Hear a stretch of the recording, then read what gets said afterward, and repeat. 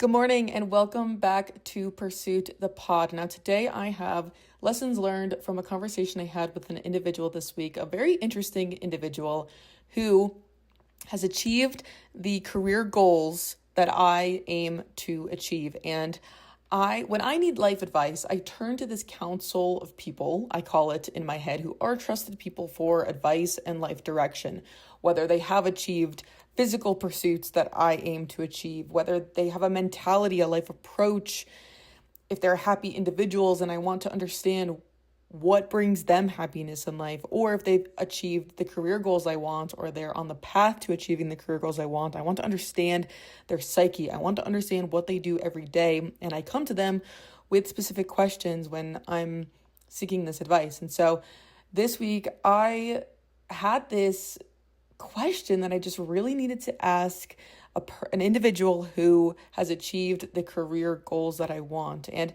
I came to them with the following message. How did you find people in real life who genuinely pushed you to be better? Not just in one facets of life or pockets of excellence in fitness, academics, career, relationships, but somebody who lives at a high standard for themselves and has discipline in all areas of life. On your path to achieving what you have, how often were you in rooms where the standard was higher than you, where people actually challenged you to level up versus people who tell you that it's okay to dial back when you share with them that it's hard? And online, I know these people exist. I can read stories of Johnny Kim, for example. In person, however, you see the whole person. You see what they do on the day-to-day. And I'm trying to understand how you built or found these groups of people around you. So that's the question that I came to this individual with.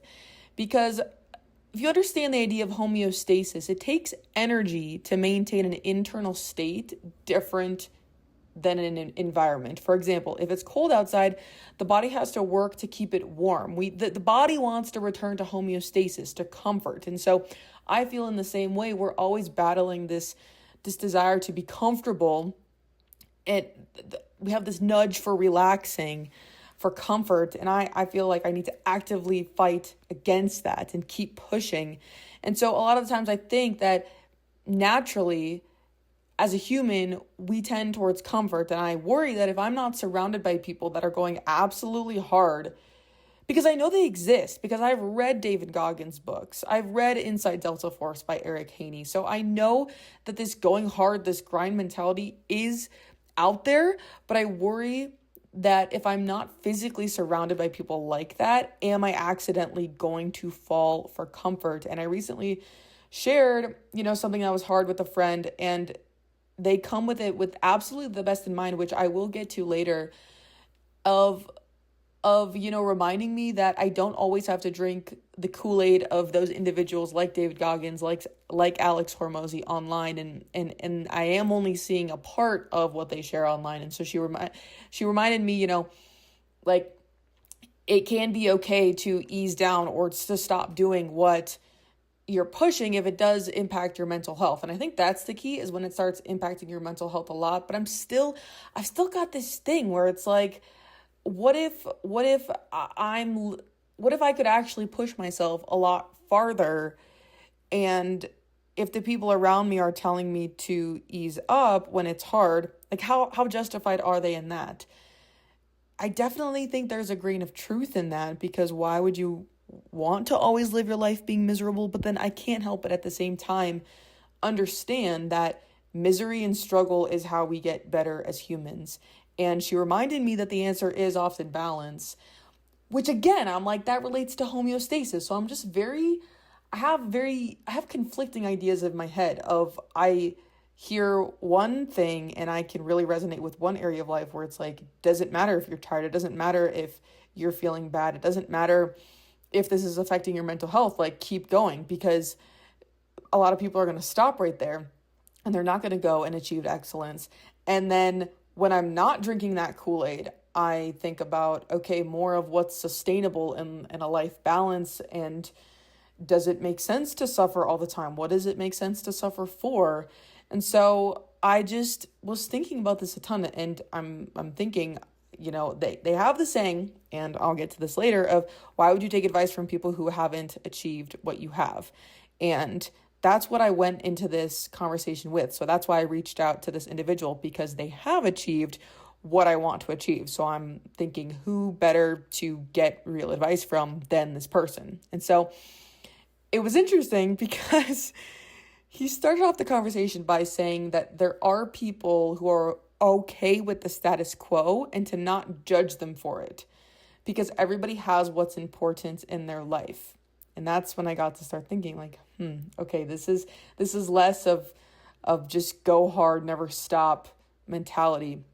And so he said that for him, the will to succeed does come from within. And I did learn from this conversation that he's pretty independent when it comes to that motivation. And so his perspective is that all success and all failure at the end of the day is dependent on yourself, which I also have thoughts on, because life is, he had an interesting phrase. He said, life is an individual sport that we play as a team. So at the end of the day, you're the one that has to achieve the thing. You're the one that has to put in the work. And what I really liked was, first, he reminded me to respect other people's way of life, and to recognize that people are going to have different things that are important to them, which is the key for me, and to not judge those other ways of thinking, and to actually look at those people as teachers for other life lessons and to extract things. And so then I had a follow-up conversation with my best friend about it, and I understood what other important things in life there are. And I think it's just about individually identifying what brings us happiness. Is it love and connection and being a good person, or is it setting an external goal and achieving it? And then there's that whole conversation of internally getting, when it's the first option and what's most important to you is the person that you are and being a good person, that's very internally driven. When it's achieving these external goals, it's exactly that. It's external. So there's almost a debate, like, who is more enlightened? The person who relies on these things that you can put on your resume to bring happiness, or is it more of an internal sense of you are a good person, whatever that means to you? So there's a ton of ideas here, but that was the first thing he said. And it was this big thing about inclusion of thought. And so inclusion of diverse thought.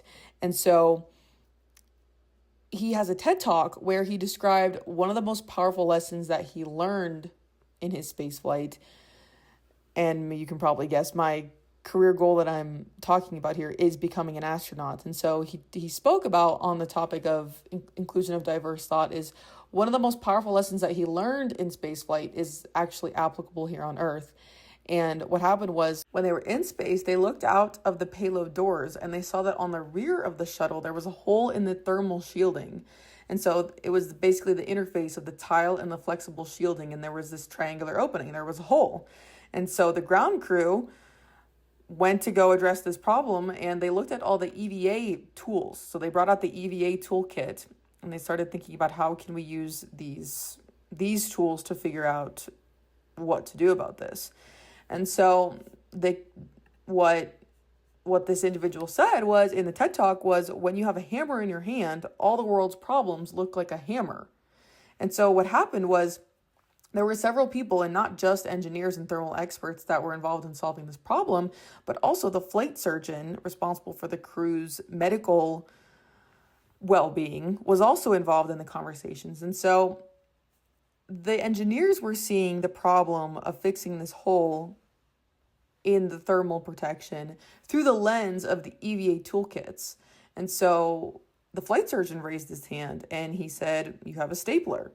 And the stapler was in the flight medical kit, the same one that you would use for suturing. And so watch the TED Talk. It's a great discussion. And so the point is that was the solution that was selected to do the repair. And so the lesson is that they welcomed all to the table who had a vested interest in the repair of the spacecraft. And it took bravery for that flight surgeon to offer up that solution. And so it was really this diversity of thought that led to a solution that worked. And so he told me, he's like, the person doesn't have to have flown into space in order to take advice from them. Because in this sense, if I turn to my counsel, who I really trust, just like the engineers and now the flight surgeon had a vested interest in the spacecraft, these individuals are close to me and they have a vested interest in me and my well-being, and they can point out things that I don't see because maybe I can't see the forest for the trees. And so that's why it is important of who you surround yourself by, though, right? And like that kind of gets to the crux of my whole thing is like, who do I need to be surrounded by? And so I started asking him this, and he said it's probably good to not be surrounded. He said that I didn't need somebody to push me. He said that you can be your own cheerleader, supporter, and critic. And I like the critic part because I don't want to ignore the part of me that says I can work harder. This goes back to my whole previous episode about the most sustainable, happy way to live. That's also hard because when you're actually listening to that speedometer in your head, you know how hard you can actually press the gas and if you're going too light. What I think, though, is sometimes is what if I could be pushing myself in ways that I can't even think of? That's number one. And then number two, what if what I think is my best is not actually my best, and I would be inspired by people around me? And it's because I have learned enough about these military atmospheres to know that environment does shape you. And for me, it is about getting inspired because we as humans are creatures of mirroring. And so I wonder, right, when I spend time with my family and friends, and as much as I love them, they're not getting up every day to work out and make time for that. I'm worried that if I spend my day in and day out life with people like that, then I will lose my edge. And so right now I live alone, so maybe I don't have somebody externally pushing me every day other than what I choose to listen to, which I will get into that. But at least I don't have an environment that actively impedes that, because once you get other responsibilities in life, having kids, for example, that can take you away from the pursuit of things. And I think that's a really integral part of my happiness. And I just fear I fear becoming complacent. But I explained all of this to him, and he said, your stripes are permanently etched on you. And he said that my happiness is in pushing myself. And so he doesn't think that part of me will ever go away, because I can look at the facts of it doesn't matter if somebody tells me to ease up the brake. I still have that drive in me to keep going and keep going and keep going. And those people around me are important because they do make me think critically about this, and they remind me why I'm doing things and making sure that it is always stemming from a place of considering my own opinions in this. Because, okay, going back to what I said about besides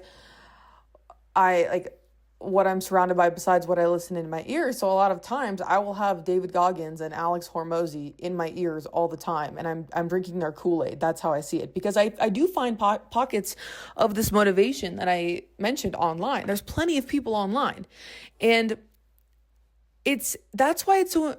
But online, everything is curated, and even now more than ever, because I post on social media more, people see 8 seconds of a 10-mile run, and that really doesn't paint the whole picture. So I understand that even when people such as those individuals are trying to be authentic online, there is inherently a filtering that goes on. And so that's why it's specifically the in-person that I'm curious about, because I would like to see the people who I can see their entire lifestyle.